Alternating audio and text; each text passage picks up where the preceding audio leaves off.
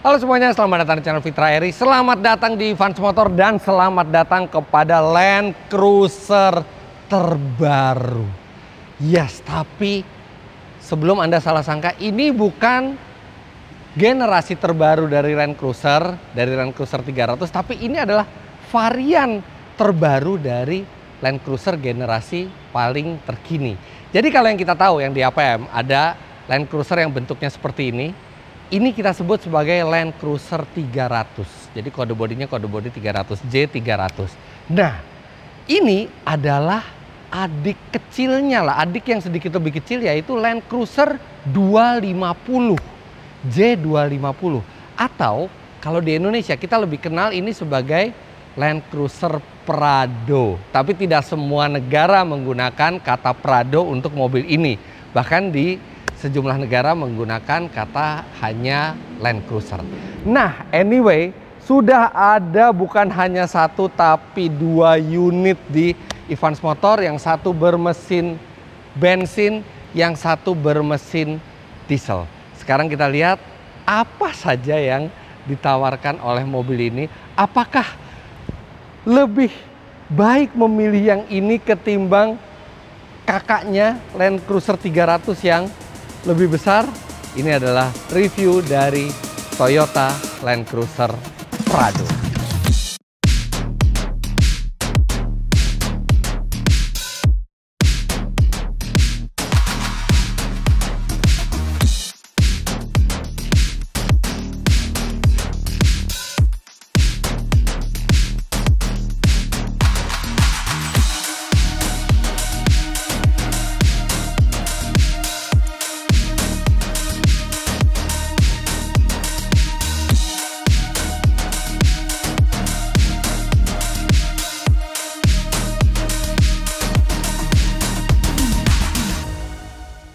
Land Cruiser sendiri itu sudah ada di dunia sejak tahun 1951, tapi kalau Land Cruiser Prado sendiri itu dari tahun 1980-an. Jadi Land Cruiser Prado ini positioningnya dia sedikit lebih ringkas dibandingkan Land Cruiser yang normal, tapi dia lebih ke utilitas, lebih ke daya tahan, kemudian untuk off-road capability-nya juga setara dengan Land Cruiser, tapi dengan bodi yang lebih simpel, mesin yang lebih kecil, dia memiliki harga yang lebih terjangkau, serta seringkali Land Cruiser Prado itu memiliki bentuk bodi yang lebih keren, termasuk di generasi ini. Apalagi di generasi kelima dari Prado ini, itu Akio Toyoda turun langsung dalam perancangan mobil ini. Dan bentuknya Anda bisa lihat, ini bentuknya mengotak, keren sekali dari belakang, samping, sampai depan. Bahkan di Jepang itu ada versi yang lampunya bulat, sehingga makin terkesan retro futuristis. Dan bicara retro, memang Toyota bilang bahwa desain dari Land Cruiser 250 terbaru ini itu banyak terinspirasi oleh generasi awalnya yang berkode J60, Land Cruiser J60. Sedangkan kalau Prado sendiri itu baru dari generasi J70. Banyak sekali varian dari Land Cruiser itu, kalau kita bukan fanatik itu agak susah menghafalnya. Tapi yang jelas desainnya terinspirasi Land Cruiser tahun 80-an. Termasuk ada pilihan lampu yang bulat. Tapi yang masuk ke Indonesia ini adalah lampu LED yang mengotak, yang ini walaupun tidak seretro yang lampu bulat, tapi sangat senada dengan bentuk bodinya. Unsur retro lagi adalah ini. Dia tidak menggunakan logo Toyota, tapi menggunakan tulisan Toyota. Yaitu yang dilakukan ke Toyota di Land Cruiser sekarang. Balik lagi ke awalnya. Dan kotak-kotaknya mobil ini itu mirip lah seperti yang ada di Mercy G-Class yang seperti ini, atau Suzuki Jimny gitu. Model-model yang mempertahankan bentuk klasiknya. Atau kalau Jimny bahkan dia kembali ke bentuk klasiknya ini juga. Karena Prado sebelum ini bentuknya seperti ini, itu lebih membulat, lebih mengkurva gitu. Sedangkan ini tajam-tajam sudutnya. Ini lihat, Grillnya grill yang sangat sederhana, bener-bener segi kubus, bukan kubus, apa, segi 4 sama sisi nih gitu. Kotak, dan tidak ada unsur-unsur yang terlalu art atau terlalu modern, mencerminkan bahwa mobil ini memang untuk dibawa bekerja keras. Dan kalau kita lihat dari samping ini, ground clearance-nya ini tinggi sekali. Klaimnya Toyota sih 216 mm, tapi kalau saya lihat kayaknya banyak mobil yang mengklaim 220 mm, tidak setinggi ini. Ini tinggi sekali, lihat itu gap di bannya juga tinggi, serta velgnya ini bautnya bukan baut 4, baut 5, tapi baut 6. Dan dia ukurannya adalah 265/65R18. Jadi memang bukan ban yang terlalu sporty, ini ban yang untuk nyaman dan untuk off-road. Dia pakai Dunlop AT23. Suspensinya untuk bagian depan sejak tahun 90-an kalau nggak salah ya. Itu Prado tuh sudah independen di bagian depannya, tapi yang di belakangnya masih yang rigid axle. Nah, yang menarik adalah walaupun ini disebut sebagai Land Cruiser 250, tapi sebenarnya secara basis dia sama dengan Land Cruiser 300.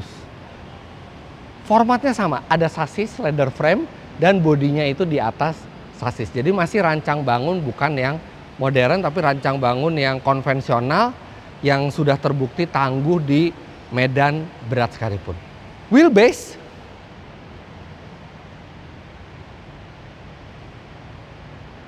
iya, sama 2,85 meter, 2850 mm, sama persis dengan Land Cruiser 300. Tapi panjang keseluruhan, kemudian tingginya tidak semasif yang ada di Land Cruiser 300. Bobotnya sendiri mirip ya, kalau lebih enteng juga lebih enteng sedikit, mungkin hanya lebih enteng sekitar 100 kg. Bermain di angka 2,5 tonan ini mobil. Dan yang menjadi satu keunggulan dari mobil ini adalah kemampuan off-roadnya. Oke, dia pasti all wheel drive dan dia punya berbagai fitur off-road yang nanti kita lihat di dalam. Tapi ini approach angle-nya mencapai 30 derajat. Jadi kalau Anda ketemu tanjakan yang terjal dan tajam gitu ya, sisi-sisi ini bertemu, itu sampai 30 derajat dia bisa naik. Walaupun departure angle-nya itu hanya 17 derajat, tapi minimal untuk nanjak pertama kali itu sangat besar approach angle dari mobil ini. Mobil ini maco. Dari jauh terlihat maco, dari dekat terlihat lebih maco lagi. Lihat ini over fender warna hitam doff, kemudian bentuk spionnya yang mengotak, dan dia bukan seperti persegi panjang yang lebih banyak panjangnya ya, dia lebih panjang tingginya dibandingkan lebar dari kaca spion. Itu kayak spion truk lah ya, besar sekali. Dan di sini ada motif titik-titik yang mencerminkan kekuatan kemacoan. Di sini juga ada motif kotak-kotak di footstepnya, serta ini juga kokoh sekali, lihat tidak ada pergerakan sama sekali. Dan di sini dilanjutkan sampai ke bumper, yang ini bumpernya juga tidak dicat. Jadi benar-benar bumpernya akan merepotkan Anda kalau misalnya Anda nyerempet, tapi menimbulkan kesan maco. Lihat ini belakangnya, kurang mengotak apa coba mobil ini? Sangat mengotak, potongan-potongan garis yang bertabrakan satu sama lain, tapi tetap harmonis kelihatannya. Ini mobil mengotak yang paling keren yang pernah saya lihat. Nah, bagasi ini sudah pasti elektrik ya, karena ini termasuk SUV yang cukup mewah. Yang menyenangkan adalah kaca ini bisa dibuka. Dibukanya di mana? Pasti Anda mengira di sini nih. Biasanya kan di sini nih, tek gitu ya. Tapi enggak, dia tombolnya di sebelah kiri. Nah, baru Anda bisa buka sendiri. Alasannya apa? Alasannya adalah mobil ini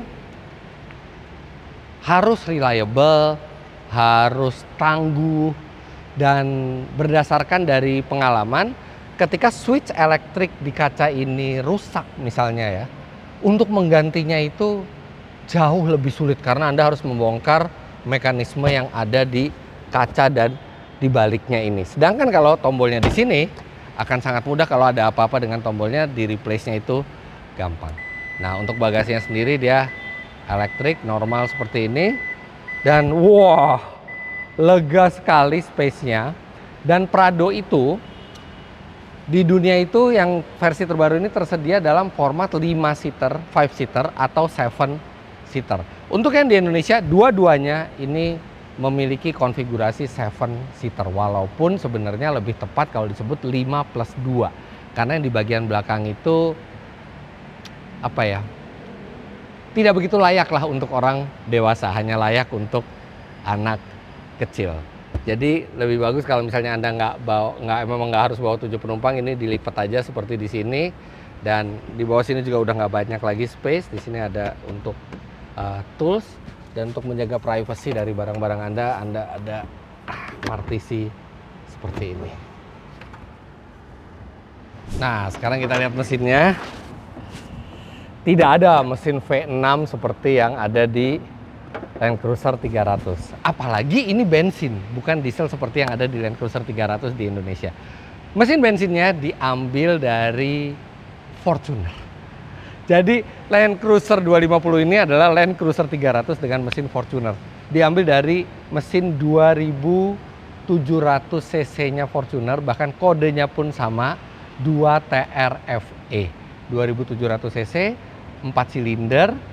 Dan mesin ini menghasilkan tenaga yang tidak terlalu besar, 163 HP, dan torsinya di kisaran 250 Nm. Jadi bukan mesin yang sangat bertenaga, tapi minimal cukup lah untuk melajukan mobil ini, karena mobil ini juga bukan buat kebut-kebutan. Tenaga dan torsi tersebut disalurkan ke 4 roda, karena ini adalah sebuah mobil 4-wheel drive, melalui transmisi otomatis 6 speed.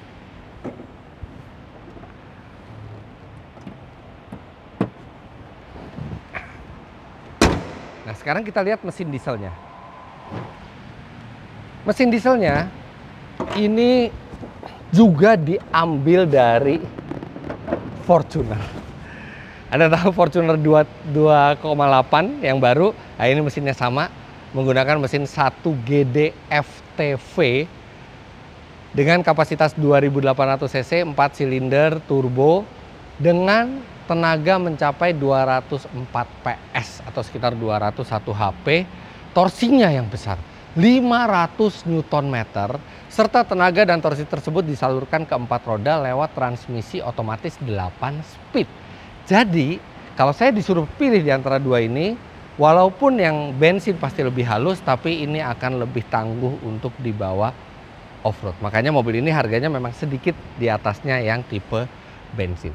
Tapi sebenarnya perbedaan dua mobil ini bukan hanya di mesin. Jadi yang di kanan ini adalah JDM. Benar-benar dari pasar Jepang. Sedangkan yang diesel ini, Advance Motor mengambil dari pasar Afrika Selatan. Mobil yang sama, mesinnya berbeda, tapi ada satu perbedaan yang cukup nyata kalau kita lihat ke belakang. Sementara yang versi Jepang itu memiliki logo hanya Land Cruiser di sebelah kiri, kalau yang versi dari Afrika Selatan ini ada Pradonya. Jadi memang di negara tersebut dijual dengan nama Land Cruiser Prado. Ada lagi trimnya di sini VXR. Kalau di sana tulisannya hanya Land Cruiser, walaupun sebenarnya itu yang VXR juga. Kemudian dia yang dari Afrika Selatan ini, yang diesel sudah dilengkapi dengan tow hook. Sedangkan kalau yang bensin belum. Tapi semuanya sama. Lampunya sama, sistem bukaannya sama. Bahkan yang model ini juga menggunakan konfigurasi 7 seater. Jadi tidak ada bedanya. Bedanya lagi, trim interiornya. Kalau yang di warna sen itu, dan itu by the way itu adalah yang first edition ya, yang warna sen itu warnanya beige. Sedangkan di sini sesuai dengan warna bodinya, dia warna interiornya hitam. Nah, sekarang kita lihat ke dalam interiornya. Ya, koreksi sedikit, bukan beige, ini brown, coklat ya. Jadi nggak terlalu mudah kotor, tapi juga agak sedikit cerah.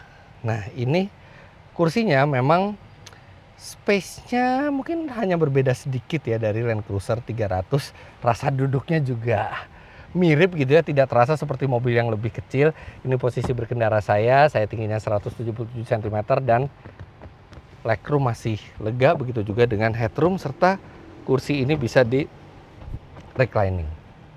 Oke lah, nggak sampai yang terlalu rebah, tapi cukup buat bersantai. Nah, tapi memang kalau misalnya Anda ingin duduk di belakang, ya Anda harus majukan kursi, yang mana itu tidak dimungkinkan untuk dimajukan di sini. Karena apa? Karena kursi ini memiliki mekanisme melipat. Jadi kalau kita mau ke belakang nih, kita harus ngelipat gini nih. Nah, makanya kenapa dia tidak bisa naik maju dan mundur. Jadi sangat simpel pengaturan jok di mobil ini. Nah, kalau kita mau angkat bangkunya, ini juga harus dilepas dulu. Tapi seperti saya tunjukkan bahwa di belakang itu kecil ya, space-nya kecil, bisa diduduki orang dewasa, tapi paha tidak tersangga dengan baik, serta lebih baik anak kecil yang duduk di bagian belakang. Nah, kita balik lagi. Ada armrest yang juga ada cup holdersnya di sini. Untuk material, di sini material empuk ke arah keras, tapi ini bukan material yang termewah, tapi ini jelas material yang terasa durable, tahan. Mau ada lumpur masuk juga gampang dibersihin dan nggak akan mudah rusak. Di sini juga ada soft panel, tapi di sini, nah, di sini keras. Di sini ada ventilasi AC, serta yang menarik itu adalah bahu dari kendaraan itu rendah gitu. Jadi kita benar-benar posisinya tuh tinggi.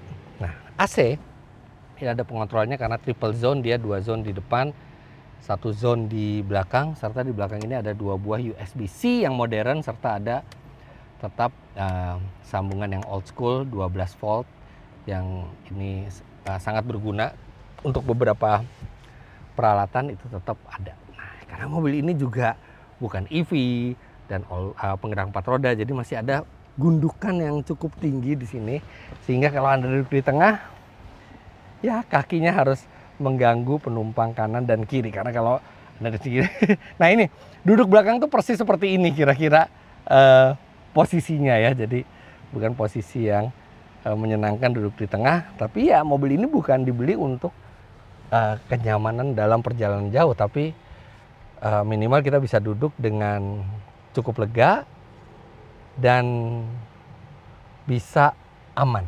Seluruh penumpang, 7 penumpang di sini itu memiliki seat belt 3 titik. Sini lampunya udah putih LED. Nah, bangku tengah ini juga memiliki seat belt 3 titik. Sekarang kita ke depan. Dashboardnya juga kotak-kotak. Kita nyalain dulu. Instrumen sudah full digital. Tapi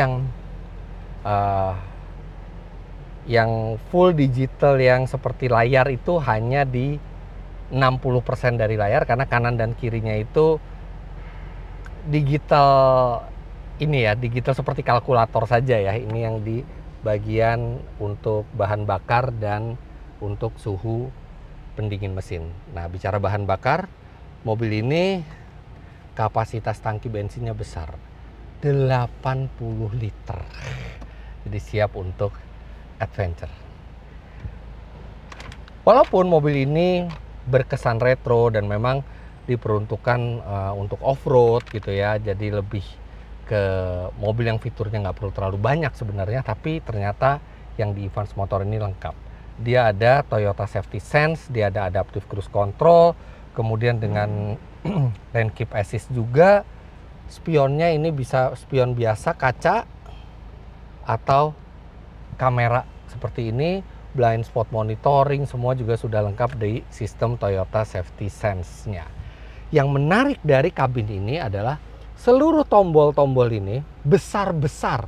Jadi Toyota tidak berusaha memindahkan pengontrolan ini ke layar yang ada di tengah ini. Dia tetap membuat tombol-tombol di luar supaya bisa dibuat besar. Jadi ini dirancang supaya Anda bisa mengoperasikan tombol-tombol ini walaupun Anda memakai sarung tangan. Semua bisa. Ini pengaturan all wheel drive-nya, four wheel drive-nya juga bisa dengan di sarung tangan langsung. Kemudian semua tombol juga bisa untuk dioperasikan tanpa perlu kita kerepotan untuk mencarinya. Nah, ada sedikit perbedaan antara fitur yang di mobil spek Jepang ini dengan mobil yang spek Afrika Selatan. Actually yang Afrika Selatan lebih lengkap. Nanti kita akan lihat. Tapi sekarang kalau yang di spek Jepang ini setirnya kulit, kemudian Toyota Safety Sense, tadi ya AC triple zone, ada rem parkir elektrik, dan ada tombol auto hold. Setirnya ini enteng karena ini untuk pertama kalinya Land Cruiser Prado menggunakan sistem electric power steering. Tapi electric power steering kan itu nanti feedback dari jalannya kurang gitu.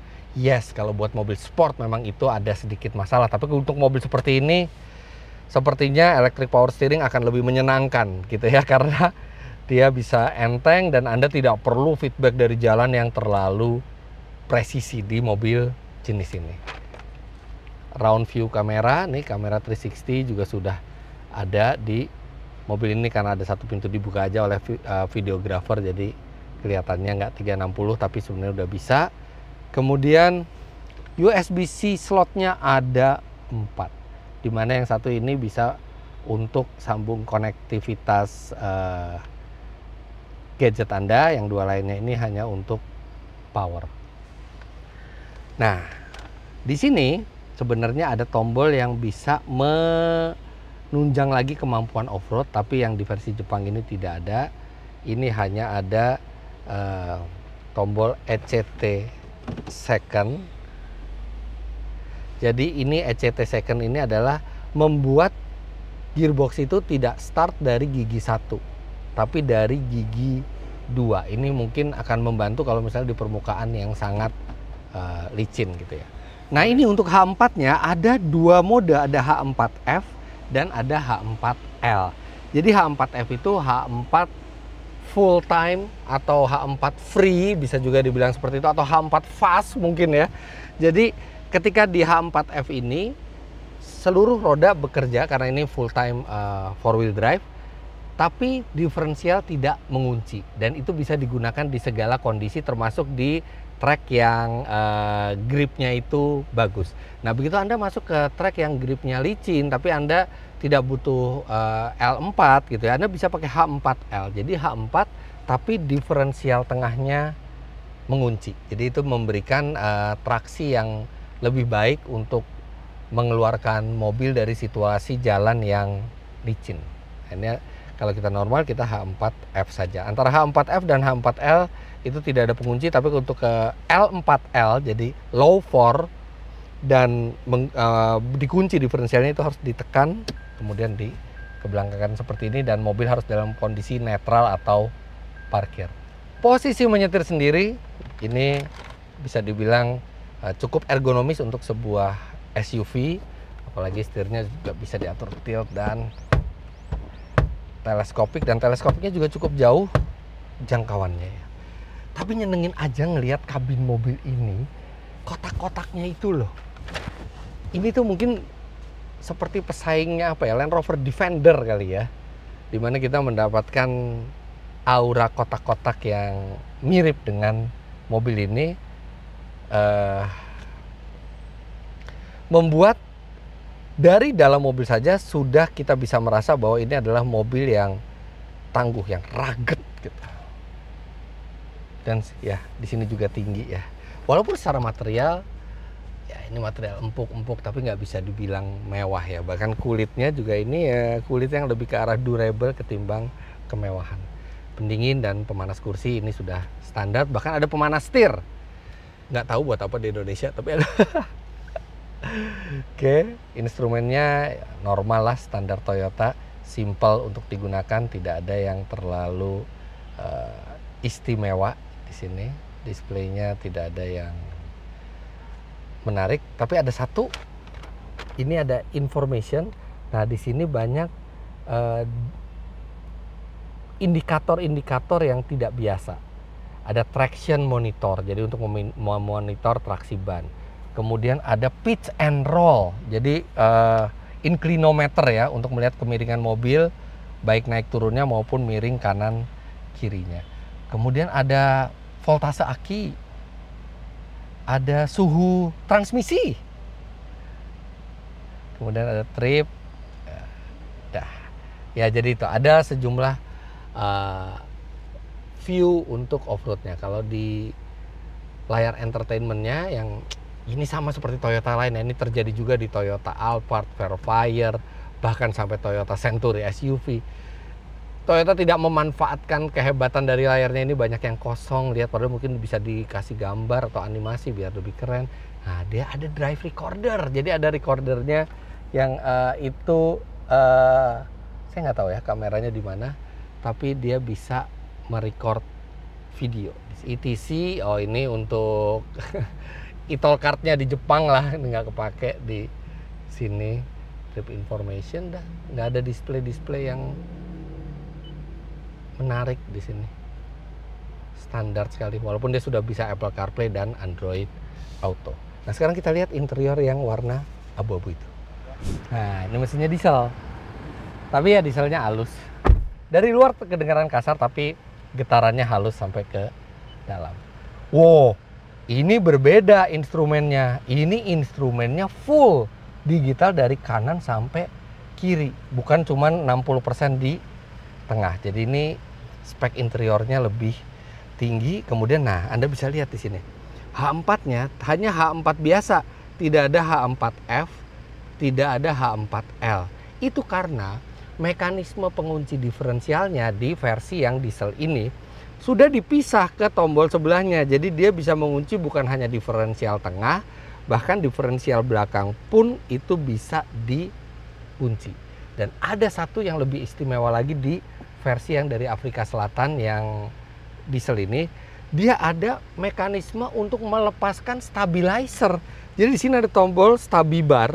Kalau ini kita pencet, stabilizer itu kan untuk menjaga kestabilan mobil di jalan raya kan. Dia menjaga pergerakan suspensi kanan dan kiri. Tapi kalau di off-road kan kita butuh artikulasi roda. Dan stabilizer itu menghambat artikulasi roda. Jadi untuk off-road, di sini kita bisa nonaktifkan stabilizer. Jadi mobil bagaikan tanpa stabilizer sehingga roda itu bisa bermain dengan lebih maksimal. Dan dia juga ada drive mode di sini. Jadi drive mode-nya ada mode select-nya di sini, ada banyak dari sport, normal, eco, kemudian nah, untuk yang MTS-nya ini itu adalah drive mode untuk yang di luar aspal.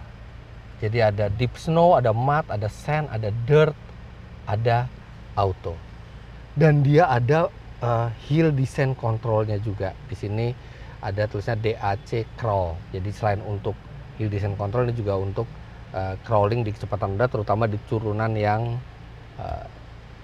curam. Jadi secara spek ini adalah spek yang lebih menggoda.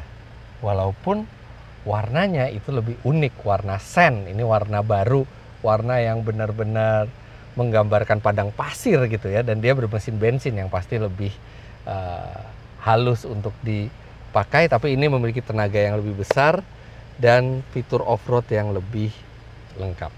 Dan bahkan yang di belakang ini juga punya pendingin dan pemanas kursi. Yes, ini spek yang lebih lengkap. Walaupun berbasis sama dengan Land Cruiser 300, tapi nggak bisa dipungkiri bahwa mobil ini punya image yang lebih muda, lebih dinamis, lebih tangguh, dan mungkin lebih sederhana.